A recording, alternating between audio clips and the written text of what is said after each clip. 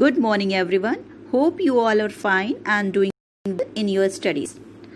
Today we are going to revise chapter number 3, that is water. You all know that water is very essential for our life. Means without water our life is not possible at all. If I tell you to imagine your day without water, can it be possible? No. Your answer will be no. Water is used by us in various activities. Means we use water in washing clothes, bathing, cooking and washing utensils. So there are so many activities where water is required. It is also important for plants as it is important for us. Plants also need water. As we human beings cannot survive without water, plants also cannot survive without water. So water is equally important for us as well as for plants also.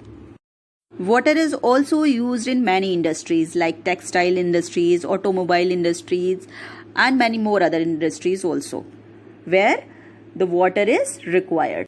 And the utmost important thing is drinking. Means without water we cannot survive. The utmost important thing is water is used for drinking. Means without water we are not able to survive.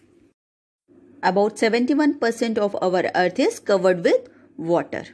So the water that we are using in various activities and जो हमारे अर्थ का 71% area cover करता है, from where we are getting this water, वो water हमें मिल कहाँ से रहा है? We are getting this water from the rain. वो वाटर हमें रेन से मिल रहा है. When it rains, the rain water is collected in seas, rivers, ponds and lakes and some other places where we can see this water. So the water that is present in the sea, river, lake or pond, this water is called the surface water because this water is present on the surface of earth and we can see this water. Some of the rainwater seeps into the soil. Means the rainwater goes under the soil.